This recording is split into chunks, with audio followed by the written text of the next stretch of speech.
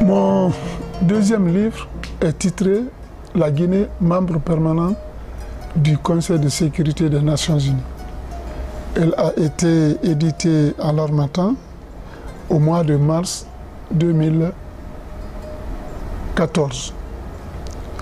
J'ai écrit le livre à la suite d'un constat. Le constat qui me faisait voir que l'Afrique était ségrégée dans la gestion des relations internationales. Je rappelle que je suis docteur en relations internationales, diplômé de l'Université de Liège, Royaume de Belgique. Donc, je suis très bien placé pour comprendre que l'Afrique est maltraitée. Je me suis dit, si nous ne nous réveillons pas nous-mêmes, si nous ne prenons pas nos responsabilités, si nous ne nous engageons pas nous-mêmes, personne ne fera notre lutte à notre place. Donc, j'ai écrit le livre pour sensibiliser les dirigeants africains, pour sensibiliser les populations africaines, pour sensibiliser surtout la jeunesse africaine. Le livre présente les objectifs des Nations Unies, c'est-à-dire le maintien de la paix et de la sécurité dans le monde, la lutte contre la famine, contre la faim et contre les maladies. En réalité, l'ONU a été créée pour ça.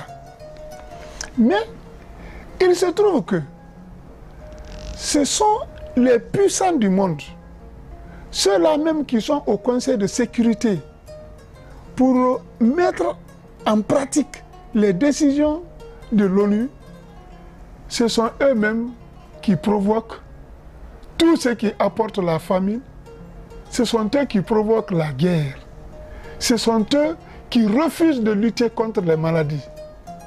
Donc, j'ai créé une balance. J'ai mis tout le Conseil de sécurité d'un côté, la Guinée de l'autre. Qu'est-ce que la Guinée a fait par rapport aux objectifs des Nations Unies? Le maintien de la paix et de la sécurité. Il n'y a pas de paix s'il n'y a pas de liberté. La Guinée a été parmi les tout premiers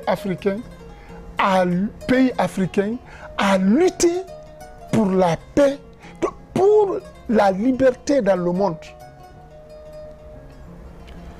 Pour cela, la Guinée s'est investie dans toutes les guerres de lutte de libération sur le continent africain, en déléguant officiellement 10% de son budget national pendant 20 ans au mouvement de lutte de libération.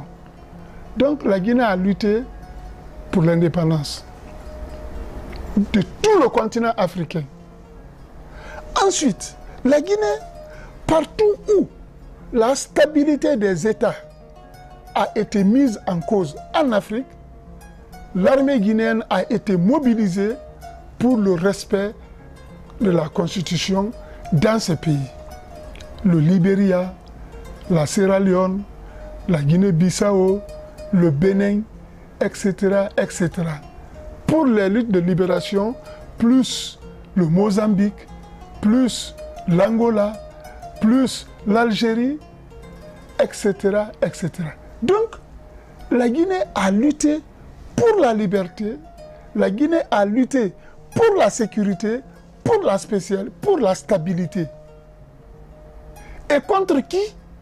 Contre ces puissances qui sont membres du Conseil de sécurité, qui sont là pour sauvegarder la paix.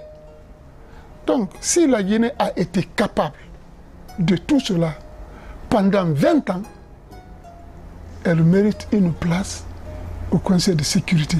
Parce qu'elle a montré, plus que n'importe quel autre pays, que son indépendance devait lui permettre de lutter pour l'indépendance de toutes les autres populations du monde.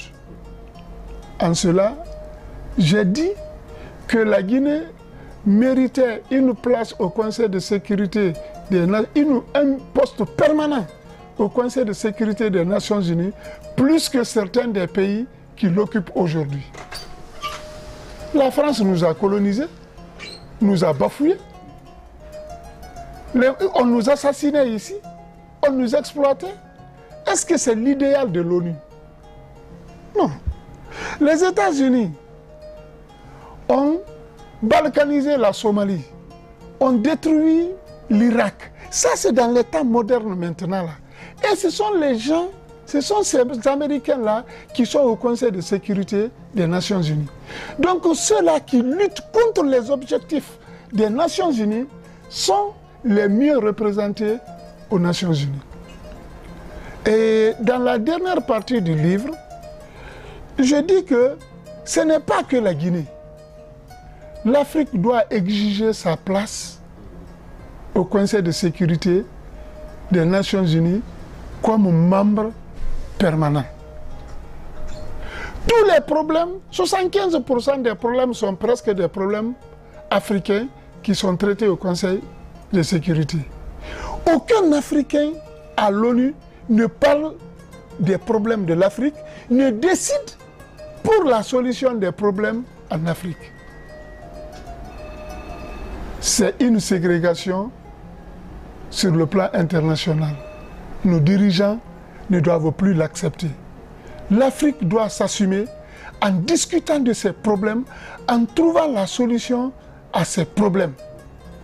Si l'ONU est effectivement toujours pour ses objectifs, maintien de la sécurité et de la paix, la lutte contre la maladie, contre la famine, l'ONU doit être réformée.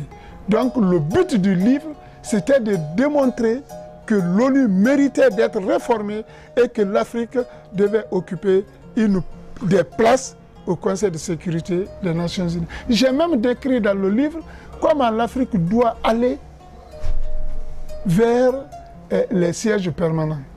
Donc, ce livre-là aussi s'inscrit dans la logique du respect de l'Afrique, du respect de l'Africain.